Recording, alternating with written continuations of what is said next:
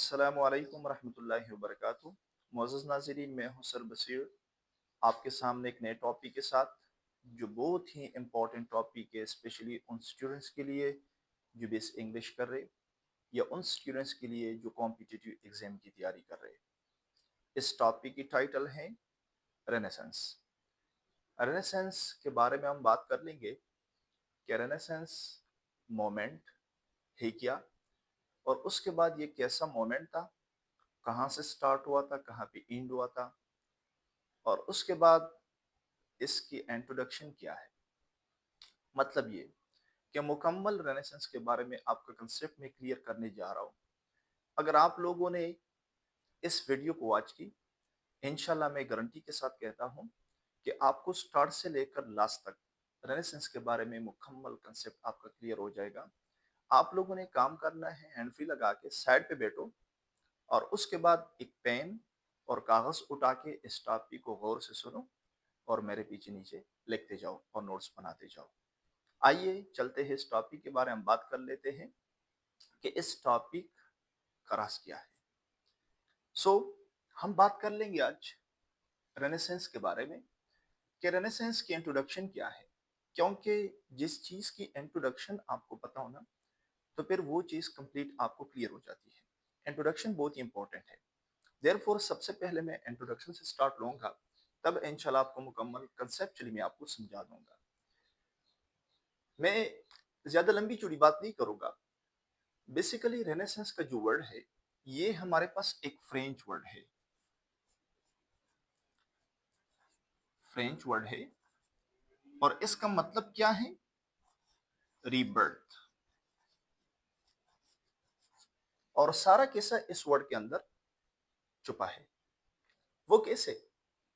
ری birth, ایک ہوتا ہے برتھ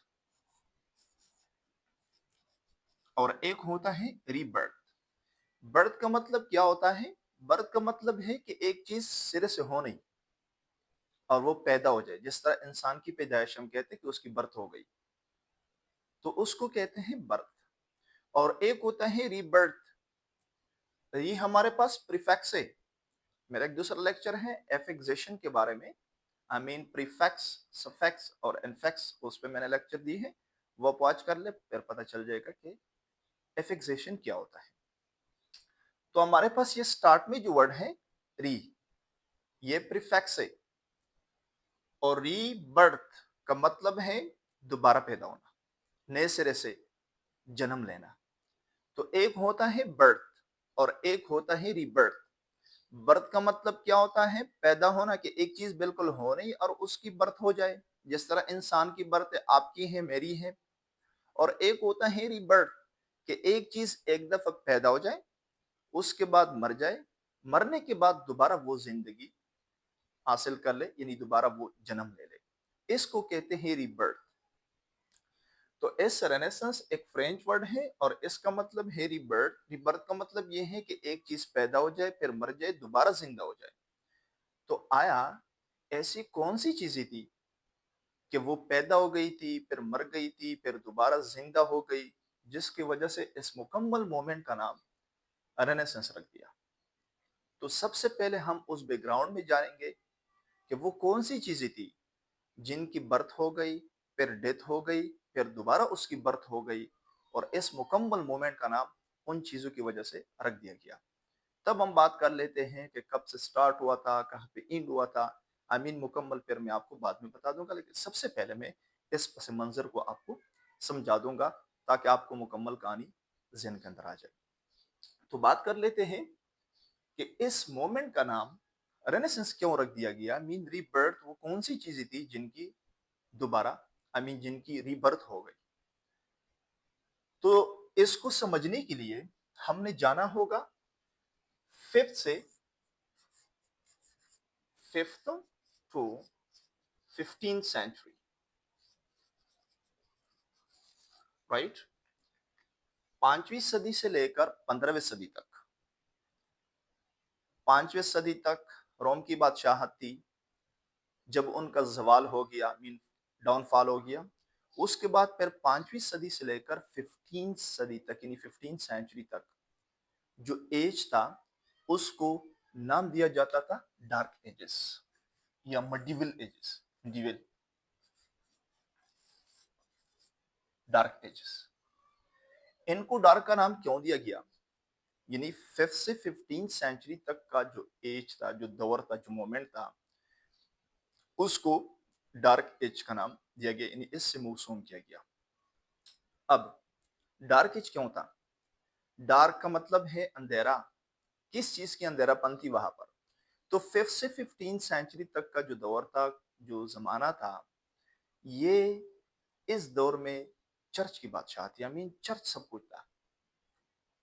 لوگ جو تھے وہ اپنے آئیڈیاز کو، اپنے کنسپٹس کو اور اپنے خیالات کو وہ استعمال نہیں کر سکتے تھے، کیونکہ چرچ کی منوانی ہوتی تھی.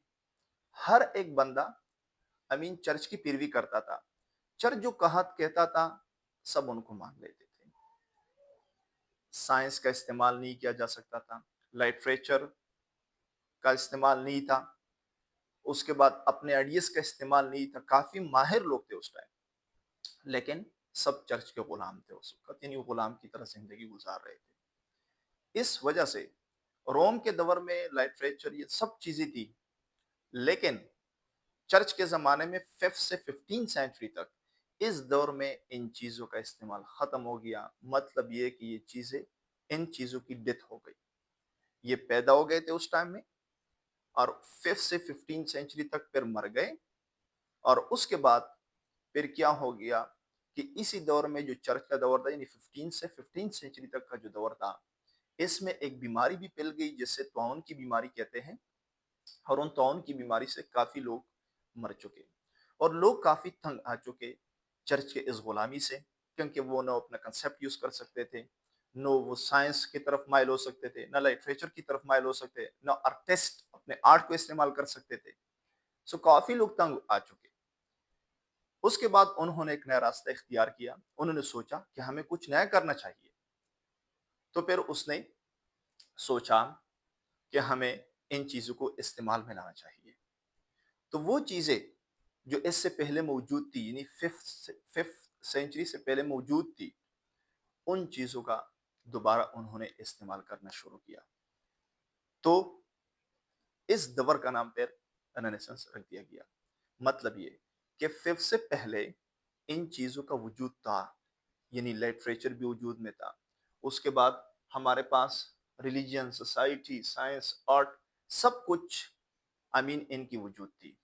لیکن 5 سے 15 سینچری تک پھر یہ چیزیں ختم ہو گئی. ان چیزوں کے ختم ہونے کے بعد، یعنی 5 سینچری پہ ختم ہو گئی اور 5 سے 15 تک ان چیزوں کا بالکل استعمال نہیں تھا. مطلب یہ کہ ان کی ڈیتھ ہو گئی. اب وہ چیزیں جو پیدا ہوئی تھی، اب اس دورانیے میں 5 سے 15 سینچری تک مر گئی، ایک قسم کا ڈیتھ ہو گئی. اس کے بعد پھر 15 یعنی 14 سے لے کر 17 تک، 14 صدی سے لے کر 17ویں سینچری تک، صدی تک دوبارہ یہ وجود کے اندر آ گئے. تو ان چیزوں کا سب سے پہلے برتھ ہو گیا تھا. اس کے بعد ڈیتھ ہو گئی تھی، دوبارہ ان کی برتھ ہو گئی. اس وجہ سے پھر ہم کہتے ہیں کہ 14 سے 17 سینچری تک کا جو دور ہے یہ رینیسانس ہے. اور رینیسانس کا مطلب ہے ری برتھ، کہ ان کی دوبارہ ری برتھ ہو گئی. امید ہے کہ آپ کا کنسپٹ اس ٹاپک کے حوالے سے کلیئر ہوگا کہ بیسیکلی رینیسانس کا مطلب کیا ہے. اب ہم آگے چلتے ہیں کہ وہ کون سی چیزیں تھی جو پہلے پیدا ہو گئی تھی. اس کے بعد 5 سے 15 سینچری تک پھر ان کی ڈیتھ ہو گئی. پھر 14 سے لے کر 17 تک دوبارہ ان کی برتھ ہو گئی، جسے ہم ری برتھ کہتے ہیں یا رینیسانس کہتے ہیں. وہ کون سی چیزیں تھی اس کو ہم ابھی ڈسکس کر لیتے ہیں. Thank you.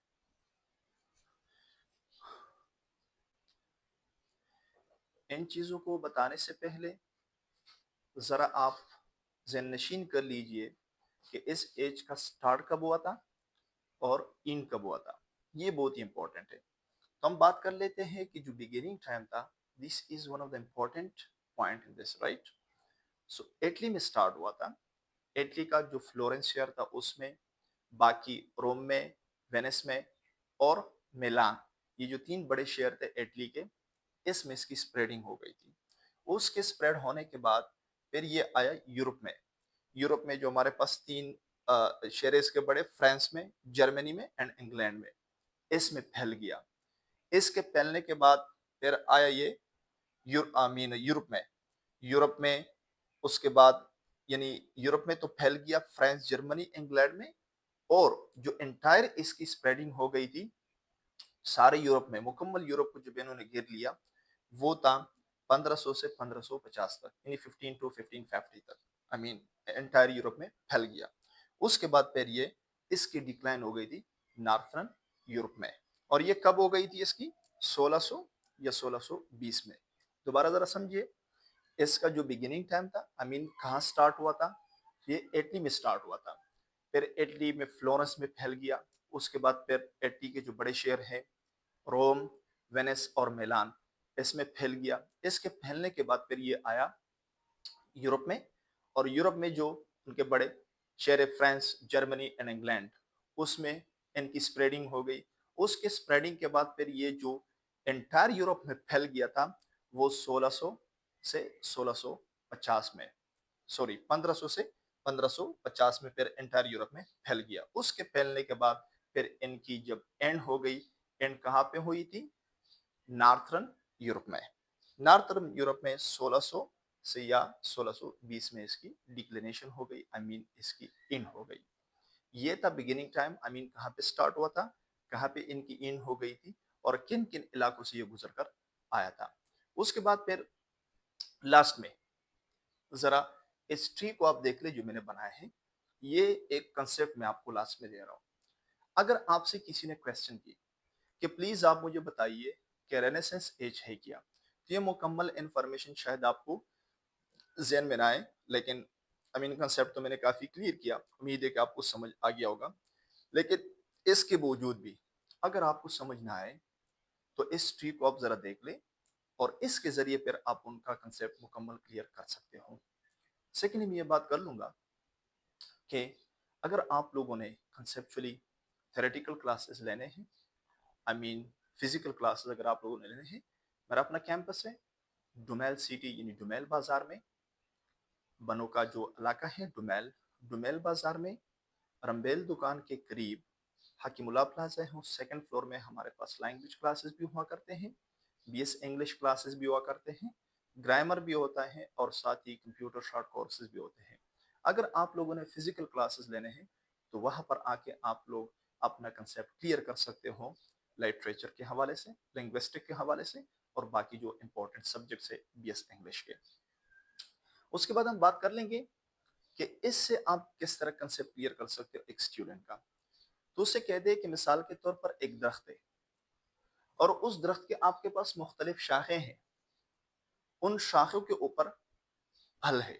जिस तरह मिसाल के तौर पर ये हमारे पास फल है, ये दरख्त है, ये इनकी शाखें हैं, और इन शाखों के ऊपर मेवा है, यानी फल से लदी हुई है ये दरख्त. अब इनको तरोताजा रखने के लिए कौन से मौसम की जरूरत है, ये आपने इस क्वेश्चन उससे कहना है. कि मिसाल के तौर पर एक दरख्त है, एक स्टूडेंट ने आपसे पूछा तो उसको आपने ये जवाब देना है कि एक दरख्त है, उस दरख्त की मुख्तलिफ शाखें हैं, उन शाखों के ऊपर फल है, मेवा है, आई मीन उससे लदी हुई है वो दरख्त. उन मेवों को तरोताजा रखने के लिए कौन से मौसम की जरूरत है, वो आपसे कहेगा स्प्रिंग की, बार की. बार में फिर ये तरोताजा होते हैं. आप कहे बिल्कुल आपने सही कहा. अब यूरोप जो है ना, उसे कह दे कि ये दरख्त जो है ना, इसको आप यूरोप समझे कि हमारे पास यूरोप है, क्योंकि रेनेसेंस ने जो इनकलाब लाया था वो यूरोप में लाया था, कि ये हमारे पास यूरोप है, और इस यूरोप के क्या है, मुख्तलिफ शाखें हैं, ये भी शाख है, वो भी है, वो भी है, और इसके ऊपर क्या है, फल है, यानी मेवे से लदी हुई है. तो इन फलों को जो तरोताजा किया था वो कौन से एज ने किया था, कौन से मोमेंट ने किया था, रेनेसेंस ने. जिस तरह एक दरख्त का फल जो है वो स्प्रिंग की वजह से आई मीन तरोताजा होता है, इस तरह रेनेसेंस से जो यूरोप का फल था, I mean arts, science, literature, religion, society, इनको किसने तरोताजा किया था, लिटरेचर ने, फन सॉरी, इसको तरोताजा किया था किसने, रेनेसेंस एज ने. This was the topic. I hope you got it. If you have any sort of problem, you can share with me your golden information. Then in comment, inshallah, I will have to clear your concept as well. You can contact me on this number 033304025330. Thank you very much. Allah Hafiz.